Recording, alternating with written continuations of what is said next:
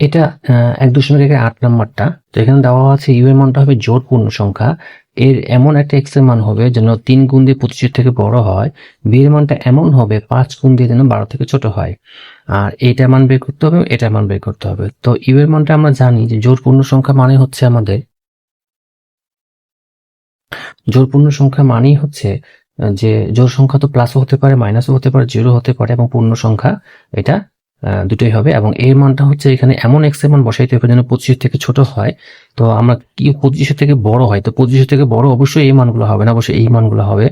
তো আমরা যদি 0 বসাই হচ্ছে না, 2 বসালে 6 হচ্ছে না, 4 বসালে হচ্ছে না, 6 বসালে 6 3 18 হচ্ছে না, 8 3 24 হচ্ছে না, তাহলে 10 হবে এখানে, 10 3 30, এখানে 10 আছে, 10 12 3 12 36, হ্যাঁ হবে। তারপরে হচ্ছে আপনার 12 13 14 হবে। এভাবে করে জিনিসটা আমাদের চলতেই থাকবে, এটা কোনো শেষ হবে না। আচ্ছা, এবারে বি এর মানটা যদি আমরা দেখি যে এক্স এর এমন মান বসে এটা যেন 12 থেকে ছোট হয়, তাহলে এক্স এর মান তো প্লাস মাইনাস দুটোই আছে, তাহলে আমাদের কিন্তু সব মাইনাস মানগুলোই হবে, কারণ মাইনাস মানগুলো 12 থেকে ছোট। তাহলে আমাদের এখানে সব মাইনাস মানগুলোই হবে, 0 হবে। আমরা যদি 2 বসাই, 5 2 10, ঠিক আছে। আমরা যদি 4 বসাই, না 5 4 20, এটা হচ্ছে না, তার মানে এখান থেকে আমাদের শেষ। এরপরে আমাদের এই জিনিসটা বের করতে হবে, এ এবং বি এর মধ্যে ইন্টারসেকশন কি। তাহলে এ এবং বি এর ইন্টারসেকশনটা আমরা বের করি, তাহলে এর মানটা হচ্ছে আমাদের 10 12 এবং 14, এটা চলতেই থাকবে, এদিকে শেষ হবে না। ইন্টারসেকশন বি এর মানটা হচ্ছে, এটাও এদিকে শেষ হয়নি, -4 -2 0 এবং 2। আমরা যদি দেখি এখানে মাইনাস মান আছে, এখানে মাইনাস মান আছে এবং এখানে কোনো মাইনাস মান নাই, তাহলে কোনো মিল বা কমন নাই। আচ্ছা, 0 এবং 2 আছে, 0 এবং 2 নাই, এদিকের মধ্যে কোনো মিল নাই, কোনো কমন নাই, তাহলে হচ্ছে আমাদের এটা ফাঁকা। তো যদি ফাঁকা হয় তাহলে এই সেটের মধ্যে কয়টা উপাদান আছে, n মানে হচ্ছে এই সেটের কয়টা উপাদান, এই সেটের উপাদান কত, 9, 9 মানে হচ্ছে 0। এরপর আমরা বের করবো এ পূরক এবং বি পূরক। আমরা যদি এ পূরক বের করি, আমরা জানি এ পূরক মানে হচ্ছে ইউ মাইনাস এ।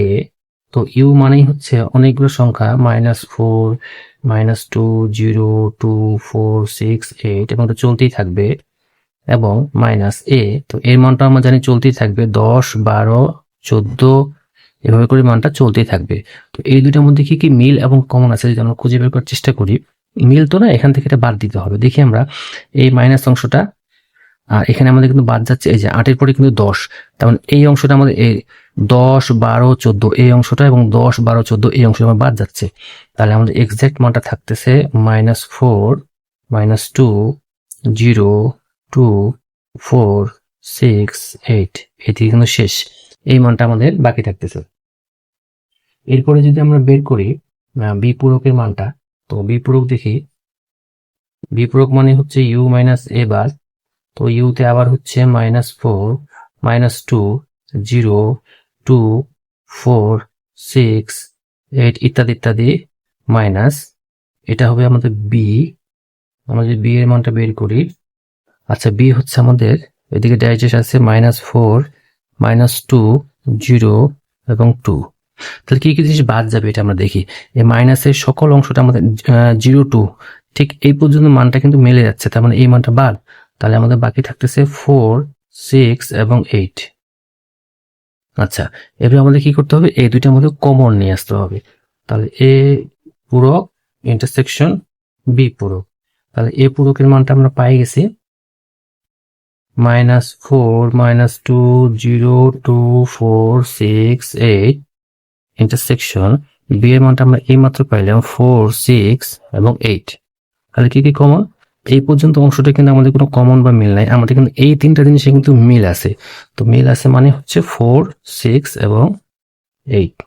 তাহলে এই সেটটার মধ্যে কয়টা উপাদান হইল, তাহলে এন এ পূরক ইন্টারসেকশন বি পূরক, তাহলে দেখতে হবে এই সেটের মধ্যে কয়টা উপাদান আছে, এই সেটের মধ্যে 3টা উপাদান আছে, তাহলে 3 হচ্ছে সঠিক উত্তর, এটা একটা সঠিক উত্তর এবং এটা একটা সঠিক উত্তর।